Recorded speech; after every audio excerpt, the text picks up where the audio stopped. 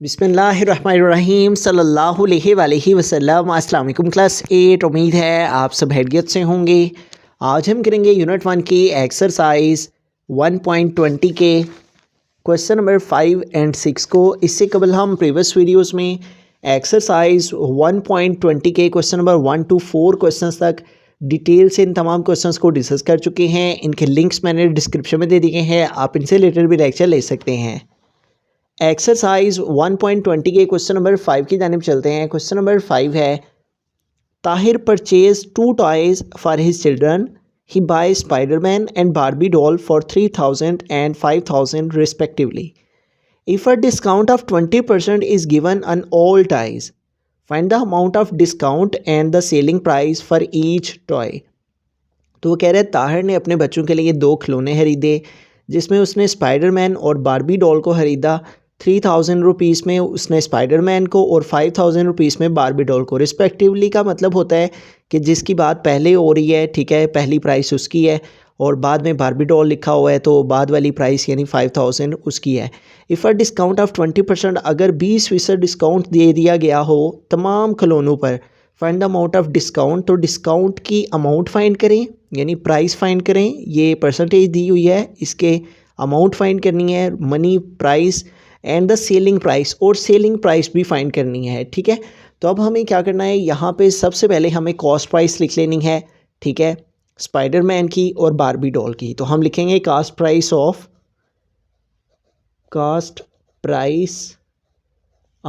और पहले जिस चीज़ का उसने ज़िक्र किया है वो स्पाइडरमैन है, इसलिए हम कॉस्ट प्राइस ऑफ स्पाइडरमैन पहले लिखेंगे, और वो उसने दे रखी है 3000 रुपीज़। उसके बाद हमें कॉस्ट प्राइस लिखनी है बारबी डॉल की, ठीक है। तो हम लिखेंगे कॉस्ट प्राइस ऑफ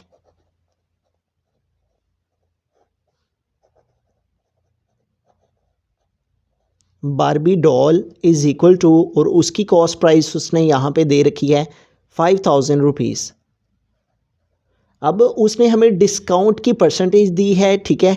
तो हमें डिस्काउंट फाइंड करना है इन दोनों खिलौनों के ऊपर। तो हम क्या करेंगे कि इन दोनों खिलौनों की कॉस्ट प्राइस का टोटल निकाल लेंगे, ताकि इनके टोटल के ऊपर, क्योंकि सारे खिलौनों पर ही डिस्काउंट है, तो इसलिए इन दोनों प्राइसेस को, कॉस्ट प्राइसेस को ऐड करके एक अमाउंट बना लेंगे। उस एक अमाउंट पर हम 20% का डिस्काउंट फाइंड कर लेंगे। तो हम टोटल कॉस्ट प्राइस जो है वो दोनों खिलौनों की निकाल लेते हैं। यहाँ पर लिखेंगे टोटल कॉस्ट प्राइस, और इन दोनों को प्लस कर लेंगे, 3000 प्लस 5000, तो इन दोनों को ऐड कर लेंगे तो 5 और 3 8000 रुपीज़ दोनों की कॉस्ट प्राइस आ जाएगी। अब इस 8000 रुपीज़ पर हमें 20% का डिस्काउंट फाइंड कर लेना है, ठीक है। तो हम लिखेंगे डिस्काउंट, और डिस्काउंट कैसे फाइंड करेंगे, 20% डिस्काउंट फाइंड करना है, और तमाम खिलौनों पर दिया गया है, और दोनों खिलौनों की कुल कीमत कितनी आई है 8000, तो इसलिए हम 20% डिस्काउंट फाइंड कर लेंगे 8000 पर। तो 20% ऑफ 8000, 20% ख़त्म करने के लिए डिवाइड में 100, ऑफ का मतलब मल्टीप्लाई, और नेक्स्ट आ गया 8000। तो ये 20 इस 20 से कैंसिल, तो रिमेनिंग क्या रह गया 20 मल्टीप्लाई बाय 80। तो अब इन दोनों को मल्टीप्लाई कर लेते हैं, 80 multiply by 20, 0 times 0, 8 times 0, 20 times 0 and 28 times 16। इनको ऐड करें तो 0, 0, 6 एंड 1। तो इस तरह से हमारे पास जो डिस्काउंट की प्राइस आ रही है, ठीक है, अमाउंट आ रही है डिस्काउंट की, वो आ गई 1600 रुपीज़, ठीक है। यानी अगर 2 खिलौने 8000 रुपीज़ के हों तो उनके ऊपर 20% डिस्काउंट दे दिया जाए, तो वो डिस्काउंट की जो कीमत बनेगी वो 1600 बनेगी, ठीक है। अब उसने कहा है डिस्काउंट फाइंड करें, अमाउंट ऑफ डिस्काउंट वो हमने फाइंड कर ली, और इसके अलावा उसने कहा है द सेलिंग प्राइस है, ठीक है। सेल प्राइस भी अब हमने फाइंड करनी है, ठीक है। तो सेल प्राइस का फार्मूला यहाँ पे लिखेंगे, सेल प्राइस हमारे पास इक्वल होगी जो कॉस्ट प्राइस है, ठीक है, टोटल प्राइस है किसी भी चीज़ की, ठीक है, टोटल कॉस्ट प्राइस,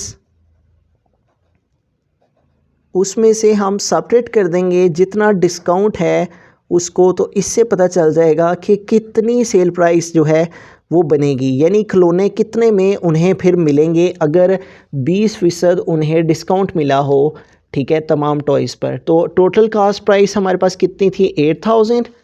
तो यहाँ पे आ गया 8000 और इसमें से हम माइनस कर देंगे डिस्काउंट की अमाउंट, और वो कितनी है, 1600। तो 8000 में से हम 1600 जो है वो माइनस कर देंगे। तो 0 - 0 0, 0 - 0 0, इधर से कह लिया 10, 10 - 6 आ गया 4, इधर मीनिंग रह गया 7, ठीक है, 7 - 1 आ गया 6।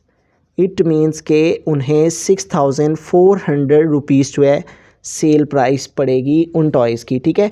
तो एक दफ़ा सारे क्वेश्चन को रिव्यू कर लेते हैं। 2 खिलौने थे, उनकी प्राइसेस थी 3000, 5000, उन पर 20% का डिस्काउंट था और हमने डिस्काउंट की अमाउंट और सेलिंग प्राइस फाइंड करनी थी, ठीक है। तो सबसे पहले हमने इन दोनों खिलौनों की टोटल प्राइस फाइंड की, वो आ गई 8000।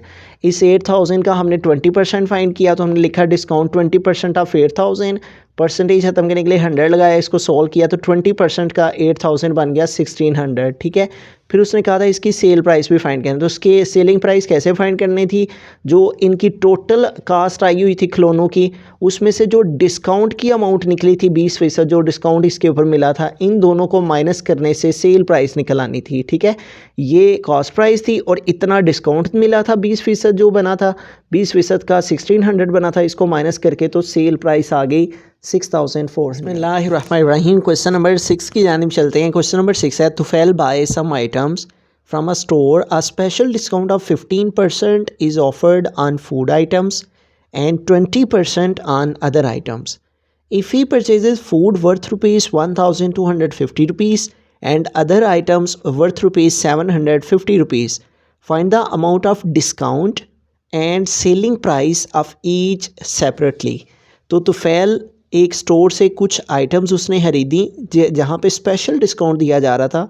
जो फूड आइटम्स थी यानी फूड से मुतल्लिक चीज़ें जो थी वहाँ उन पे 15%, और जो दूसरी चीज़ें थी फूड के अलावा अदर आइटम्स उन पर 20% डिस्काउंट, स्पेशल डिस्काउंट दिया जा रहा था।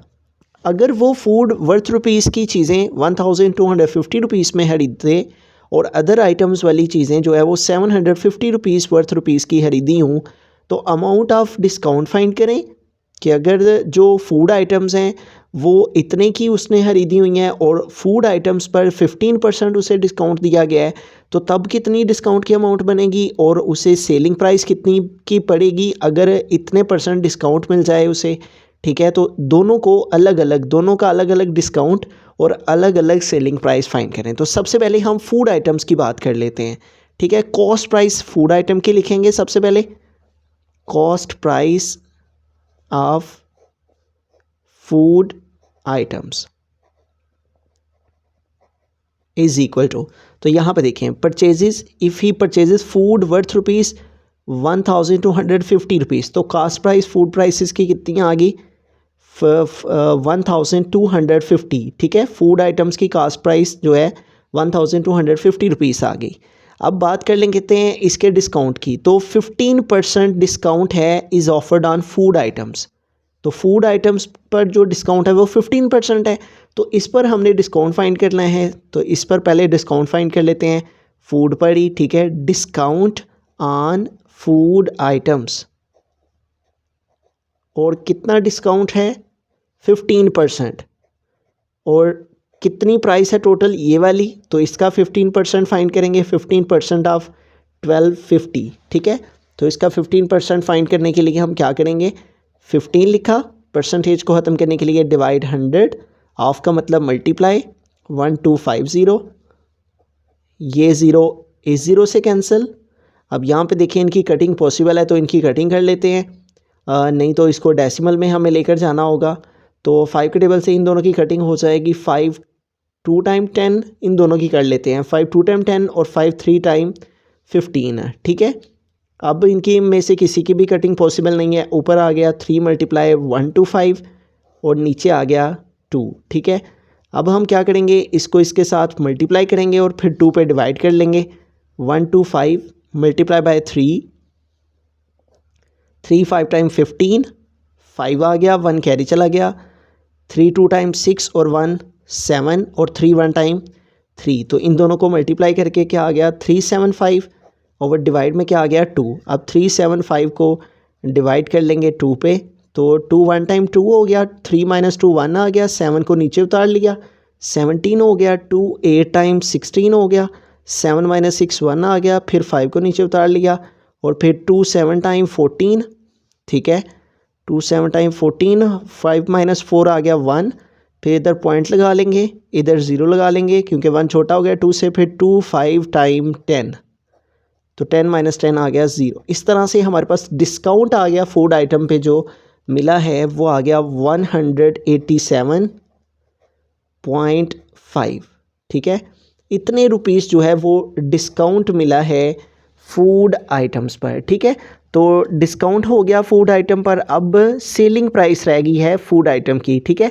तो सेल प्राइस कैसे फाइंड होगी, जो कॉस्ट प्राइस है उसमें से जो डिस्काउंट की प्राइस है उसको माइनस कर देंगे तो सेल प्राइस फूड आइटम की निकल आएगी।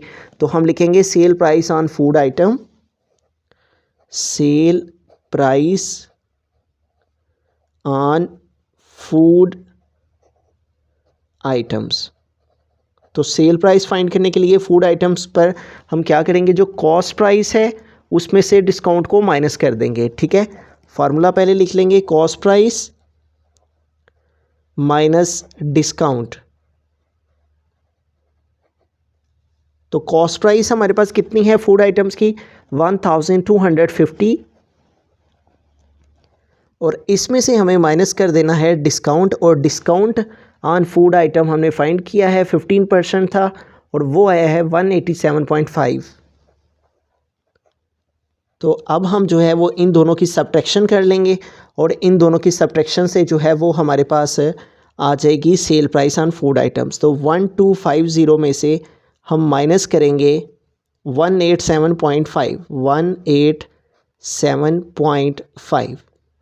तो ऊपर हमारे पास पॉइंट वाली वैल्यू नहीं है तो हम 0.0 लगा लेंगे, इस 5 से इधर कैरी किया, 10 हो गए, 10 माइनस 5 हमारे पास 5 आ गया, डेसिमल के नीचे डेसिमल, इधर मीनिंग 9 रह गया, 9 माइनस 7 आ गया 2, इधर मीनिंग 4 रह गया, 4 से 8 माइनस नहीं होंगे, इस 2 से कैरी लिया, तो यहाँ पे हमारे पास हो गए 14, 14 माइनस 8 आ गया 6, यहाँ पर मीनिंग 1 रह गया क्योंकि 1 इधर गया था, कैरी 1 माइनस 1 आ गया 0, और लास्ट में आ गया 1। तो इस तरह से हमारे पास जो sale price on food items है वो आ गई ₹1062.5। तो ये हमने करना है सारा काम फूड आइटम्स के लिए, ठीक है। क्या किया, कॉस्ट प्राइस उसकी लिखी, उसका डिस्काउंट फाइंड किया, 15% डिस्काउंट था उसके ऊपर, तो 15% इस कॉस्ट प्राइस का फाइंड किया, वो आ गया 187.5, और फिर कॉस्ट जो सेल प्राइस थी फूड आइटम की वो फाइंड की, और उसके लिए कॉस्ट प्राइस में से डिस्काउंट माइनस किया, तो सेल प्राइस हमारे पास आ गई, ठीक है। तो 3 चीज़ें हमें फाइंड करनी लिख रही हैं, यहाँ पे कॉस्ट प्राइस लिखी है, डिस्काउंट लिखा है, और फिर सेल प्राइस फाइंड किया। अब यही तीनों चीज़ें हम करेंगे जो हमारी सेकंड पे अदर आइटम्स के रिलेटेड है सारा डाटा, ठीक है। तो अब अदर आइटम का सबसे पहले अदर आइटम की कॉस्ट प्राइस लिखेंगे, और अदर आइटम्स की कॉस्ट प्राइस की वर्थ रुपीस है 750, तो हम लिखेंगे cost price of other items.